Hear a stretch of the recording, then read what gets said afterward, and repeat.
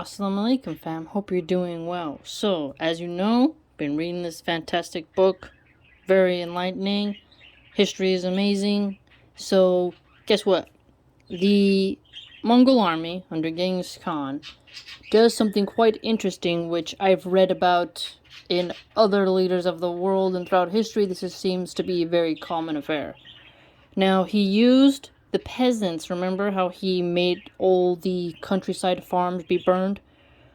And remember how he doesn't have siege weapons to get into the walls, right? And around the walls, there's moats, there's, traps for horses to fall into, right? This was very common with the Aztecs. I mean, it's a pretty standard system of defense of the city walls. So his way of getting around that was to make the peasants be sort of battering rams against the city gates because they want to get into the city because they feel safe, right? So many people are trying to get in that it's tearing down some of the gates, right?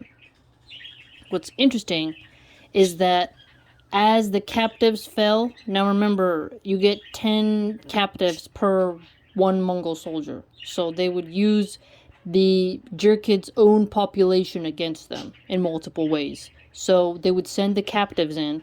When the captives would fall, they'd be tossed into or kicked into or fall naturally on their own into the moats, the holes, and the bodies became so stacked on top of each other that now they could be stepped upon to cross over via the horses, right? So there's so much bodies within the moats that the Mongol cavalry can now cross those moats with their horses and such. So the defensive measure that the Jerk could use to outline their city walls and gates and such are now being used against them. They're having their own peasants fill in the holes, right? And then further, the people inside are trapped. They don't have a lot of food because remember, the original assault that he did was on the farmers who supply the aristocracy with their food. So if the peasants are starving and cannot work their land to even have their own crops and they cannot send any crops to the people in the city. And now that the livestock was used to stampede through the villages, and now that the herdsmen and such have not been able to do their usual routine, and the storages have been drained, starvation breaks out within the cities. The typical mode of siege throughout history ends in that way. Those inside starve. They are in their fortified city walls, but they need to have supplies in there to withstand a siege for multiple years.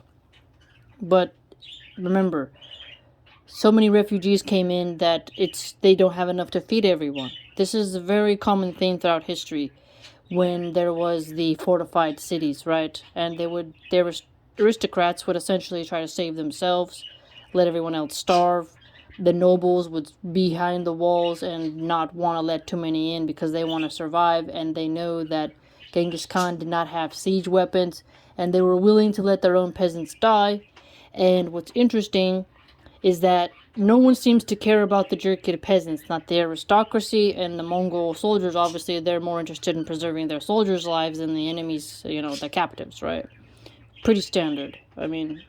Pretty standard. Sad but true. Just history. So what are you going to do?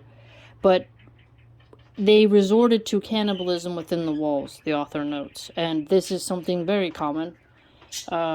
You can imagine the scene, right? Complete and utter chaos.